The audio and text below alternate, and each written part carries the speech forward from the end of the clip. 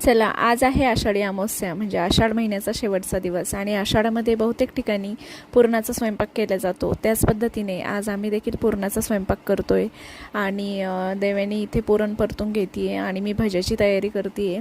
तर दोघींनी मिळून मस्त असा पुरणाचा स्वयंपाकाचा बेत घातला आणि बाहेर पाऊस देखील खूप छान चालू होता आणि त्यामध्ये गरमागरम पुरणाच्या स्वयंपाकाचा वास खूपच भारी.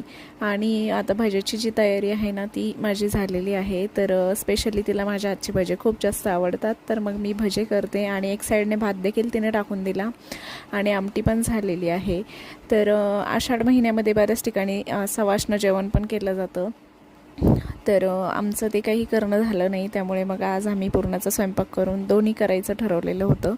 तर मम्मी आणि शरयू इथे टी व्ही बघते आहे आणि मम्मीचं चाललेलं आहे हरिपाठ. तर बघू शकता टम्म फुगलेल्या पोळ्या. देवेनी आता अतिशय मस्त अशा पोळ्या शिकलेली आहेत.